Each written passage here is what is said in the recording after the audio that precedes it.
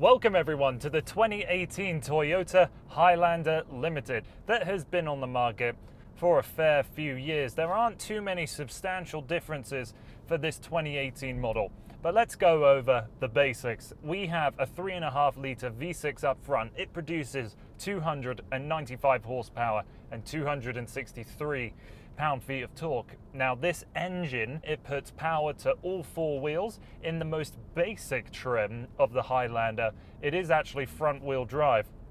I can't imagine many people are going for that front-wheel drive model. I imagine it's just a way to get the lowest base price possible as an advertisement, hopefully to bring people in. With this kind of vehicle, for its year-round use, I would be surprised if anybody chose anything but the four-wheel drive. But with that most basic model, you are getting some desirable features. You are getting the Toyota safety sense systems, so that at its very least giving you the pre-collision warning, you've got the lane departure warning, and then you also have the radar assisted cruise control, the automatic lights, 18-inch wheels, LEDs, dual zone climate control. The screen that you'll have up here would be 6.1 inches, and then also keyless entry. Now with the Limited, you'll step up to a larger screen. This one here is 8 inches. And with quite a few of these aging Toyotas, you can really carbon date them with the display here. It responds very quickly, but the graphics are low res. There's no Android Auto or Apple CarPlay. And when you compare it to other players in this segment, if you're focused on the interactive technology and infotainment systems, the Toyota doesn't really succeed in that respect. But what you are getting is a very dependable, reliable, spacious 3-row SUV.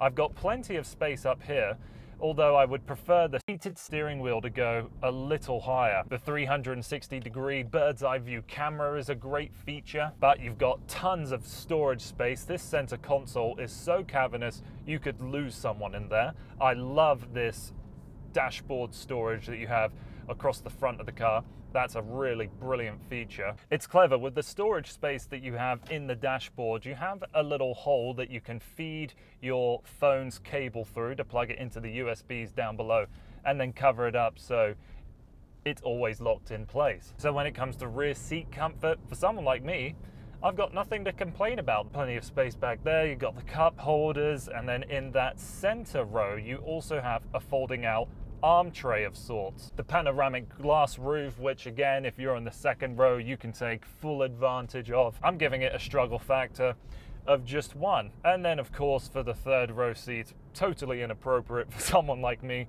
to sit back there, but it does the job just as well as you'd expect. Limit to toddlers and small children. When it comes to the driving dynamics of a huge vehicle like this, it's actually positively surprising.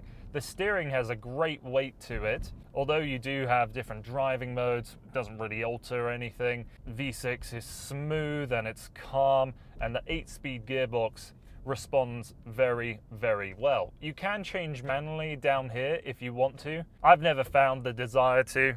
You have a snow mode, a hill descent control, so you have to get an option package with the XLE, but it's standard here on the Limited. Automatic start stop, and it is fairly good. I know a lot of people will just despise on these kind of systems, but it's as simple as just turning it on and off if that annoys you. Other great features that you can only find here in the Limited, we've got the heated and ventilated front seats, the JBL 12-speaker sound system. The fit and finish is what you would expect out of any modern Toyota, but we're not seeing the highest classes of materials. There's plenty of soft touch points throughout the cabin, like where you rest your elbows, of course. Where you grab here, that's all scratchy plastic down here on the side, and the majority of this center console space is as well. I really don't like how thin the rotating surrounds for the climate control and the volume knobs up here are so thin. It's like you have to go with the very, very edge of your fingers and claw around to get good control. And these ones don't seem to be held in place all that securely. You've got some touches of piano black plastic, and right down here by the transmission shifter, it is scratched up beyond belief.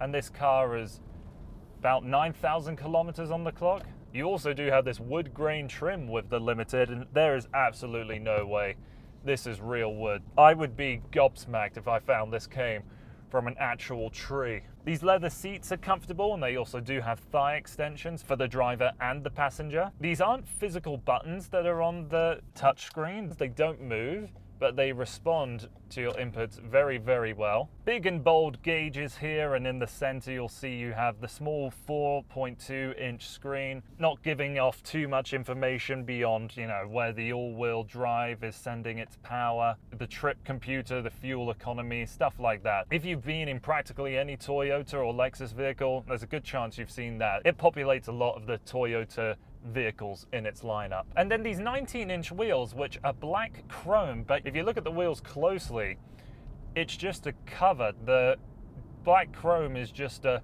plastic molding put on top of the wheel. Initially, I thought this was a really cheap move. It really quite annoyed me. But then I thought there's a really practical application to this. If you were to curb a wheel and get that rash, it would be as simple as just taking that cover off and then buying a new one, rather than having to have the entire alloy fixed. You definitely can't claim that you have real chrome wheels, but it's a good enough way to get around it, I suppose. I love how you can split the glass and the powered lift back independently of one another. That's a feature I wish every SUV had. Makes it easy to just quickly grab something and then head out. You can hide the security cover under the false floor, stores away very neatly. And then when it comes to the exterior styling, it's simple, it's approachable, it's not breaking any boundaries. I love how the chrome bars on the grille actually bleed into the headlights. They say that these headlamps are smoked out, but it doesn't really seem all that grey to me. I would have to see another Highlander side by side to really tell you a difference. And then perhaps the most evocative name for a car color in the entire industry. What you are looking at, ladies and gentlemen, is Ooh La La Rouge Maker. And I think that practically covers everything I want to say about the Highlander. It's not an exciting car, it's not delivering the latest and greatest technology, but it's dependable. And if you're the kind of person that is looking to buy, you are transporting yourself and your kids and all of their stuff around, this car will be dependable, it will be reliable, and it will waft you along very, very comfortably. So if you're looking at the Toyota Highlander, I would say take it for a test drive. There's a fair few things in here that are great to have, but you can find in so many other competitors these days. If you want the confidence in knowing that the car is going to live a very long life, then go for this car. It is going to serve you well. But with the other competitors in class, if you're looking for something a little more enthusiastic, a little more exciting, be sure to check them out as well.